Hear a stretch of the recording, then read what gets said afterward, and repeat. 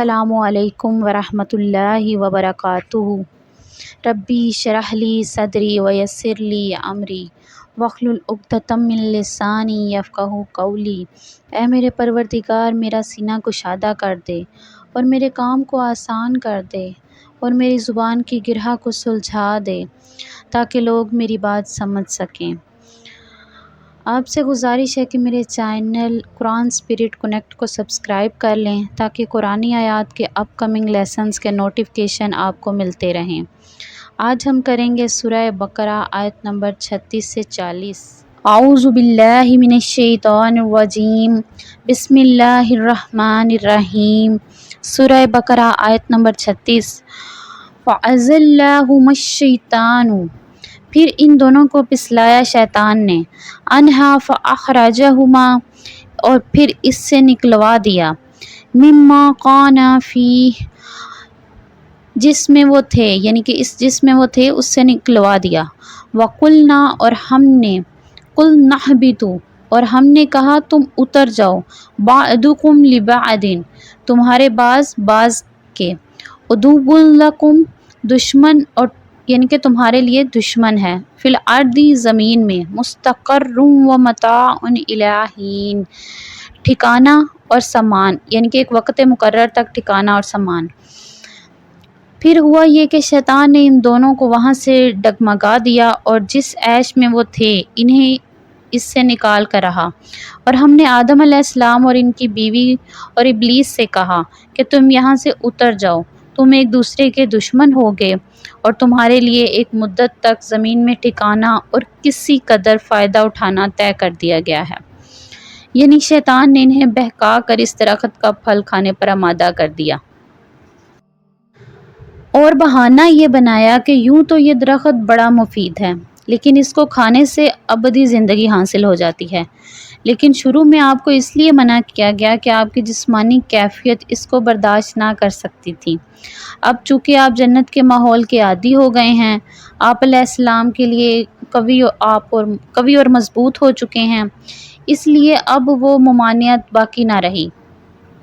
مطلب یہ ہے کہ اس واقعے کے نتیجے میں حضرت آدم علیہ السلام اور ان کی اہلیہ کو جنت سے اور شیطان کو زمین پر نیچے اتر جانے کا حکم دے دیا گیا۔ ساتھ ہی یہ بھی بتا دیا گیا کہ انسان اور شیطان کے درمیان رہتی دنیا تک دشمنی رہے گی، اور زمین کا یہ قیام ایک معین مدت تک ہوگا جس میں کچھ دنیاوی فائدے اٹھانے کے بعد سب کو بالآخر اللہ تعالیٰ کے پاس دوبارہ پیش ہونا ہوگا۔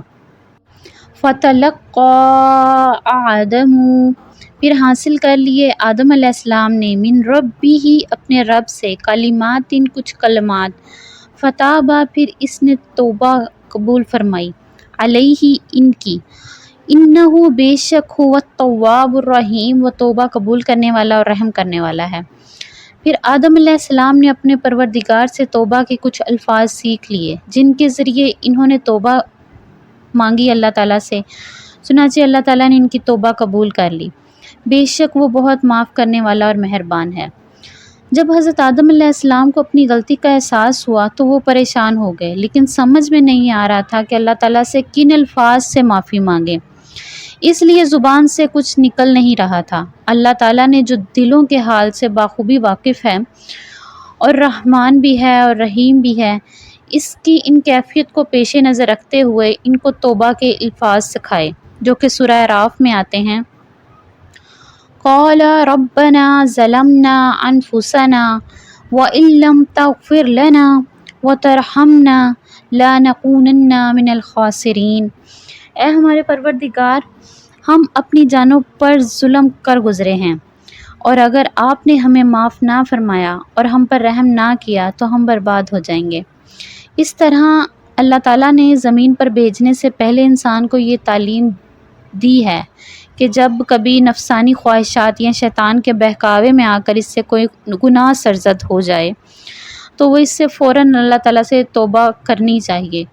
اور اگرچہ توبہ کے لیے کوئی خاص الفاظ لازمی نہیں ہیں، بلکہ ہر وہ جملہ جس میں اپنے کیے پر ندامت اور آئندہ گناہ نہ کرنے کا ارادہ شامل ہو، اس کے ذریعے توبہ ممکن ہے، لیکن چونکہ یہ الفاظ خود اللہ تعالیٰ نے سکھائے ہوئے ہیں، اس لیے ان الفاظ سے توبہ کرنے سے قبولیت کی امید زیادہ بڑھ جاتی ہے۔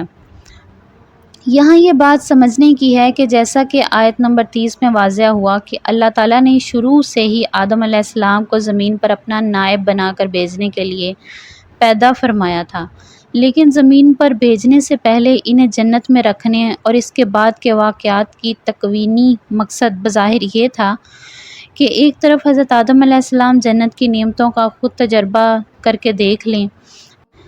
کہ ان کی اصل منزل کیا ہے، اور زمین پر پہنچنے کے بعد اس منزل کے حصول کے لیے کس قسم کی رکاوٹیں پیش آ سکتی ہیں اور اس سے نجات پانے کا کیا طریقہ ہوگا۔ چنانچہ فرشتوں کے مقابلے میں انسان کا امتیاز ہی یہ تھا کہ اس میں اچھائی اور برائی دونوں کی صلاحیت رکھی گئی تھی، اس لیے ضروری تھا کہ اسے زمین پر بھیجنے سے پہلے ایسے تجربے سے گزارا جائے۔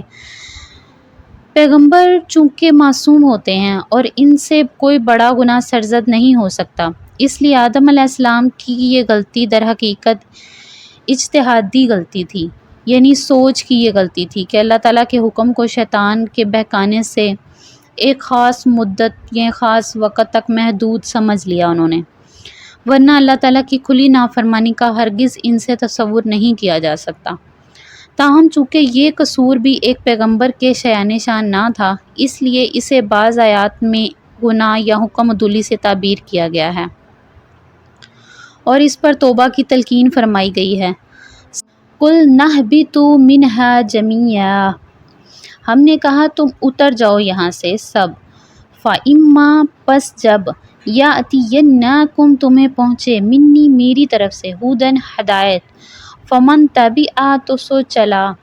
ہدایا میری ہدایت کی طرف، فَلا تو نہ، خوفٌ کوئی خوف، علیہم ان پر، ولا ہم یحزنون اور نہ وہ غمگین ہوں گے۔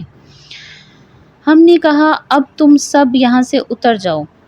پھر اگر میری طرف سے کوئی ہدایت تمہیں پہنچے تو جو لوگ میری ہدایت کی پیروی کریں گے ان کو نہ کوئی خوف ہوگا اور نہ وہ کسی غم میں مبتلا ہوں گے۔ یا بنی اسرائیل اذکروا، اے اولاد یعقوب تم یاد کرو، نعمتی التی میری نعمت کو جو، انعمت میں نے بخشی، علیکم تمہیں، واوفوا اور پورا کرو، بعہدی میرا وعدہ، اوفی میں پورا کروں گا، بعہدکم تمہارا وعدہ، وایایا اور مجھ ہی سے، فارہبون تم ڈرو۔ اے بنی اسرائیل میری وہ نعمت یاد کرو جو میں نے تم کو عطا کی تھی، اور تم مجھ سے کیا ہوا عہد پورا کرو تاکہ میں بھی تم سے کیا ہوا عہد پورا کروں، اور تم کسی اور سے نہیں بلکہ صرف مجھی سے ڈرو۔ اسرائیل حضرت یعقوب علیہ السلام کا دوسرا نام ہے، ان کی اولاد کو بنی اسرائیل کہا جاتا ہے۔ تمام تر یہودی اور اکثر عیسائی اسی نسل سے تعلق رکھتے ہیں۔ مدینہ منورہ میں یہودیوں کی اچھی خاصی تعداد آباد تھی۔ رسول اکرم صلی اللہ علیہ وسلم نے مدینہ منورہ پہنچنے کے بعد نہ صرف ان کو اسلام کی دعوت دی تھی بلکہ ان سے امن کا معاہدہ بھی فرمایا تھا، لہٰذا اس مدنی سورت کے زیر نظر یعنی آیت نمبر 40 سے آیت نمبر 143 تک مسلسل بنی اسرائیل کا تذکرہ ہے، جس میں انہیں اسلام کی دعوت بھی دی گئی اور ان کو نصیحت کرنے کے ساتھ ساتھ ان کی بدعنوانیوں پر متنبہ بھی کیا گیا۔ شروع میں ان کو یاد دلایا گیا کہ اللہ تعالیٰ نے ان پر کیسے کیسے انعامات فرمائے تھے۔ اس کا تقاضا یہ تھا کہ وہ اللہ تعالیٰ کے شکر گزار ہو کر اس عہد کو پورا کرتے جو اللہ تعالیٰ نے ان سے لیا تھا کہ وہ توریت پر ٹھیک ٹھیک عمل کریں گے اور اللہ کے بھیجے ہوئے ہر نبی پر ایمان لائیں گے، لیکن انہوں نے توریت پر عمل کرنے کی بجائے اس میں من مانی تعویلیں شروع کر دیں اور اس کے احکام کو بدل ڈالا۔ چونکہ اس طرز عمل کی وجہ یہ بھی تھی کہ حق کو قبول کرنے کی صورت میں انہیں اپنے ہم مذہب لوگوں کا ڈر تھا کہ وہ کہیں ان سے بدظن نہ ہو جائیں، اس لیے اس آیت میں اس کے بعد والی آیت کے آخر میں فرمایا گیا کہ مخلوق سے ڈرنے کی بجائے انہیں اللہ سے ڈرنا چاہیے، اللہ تعالیٰ کے سوا کسی کا بھی خوف یا ڈر دل میں نہیں رکھنا چاہیے۔ صدق اللہ العظیم۔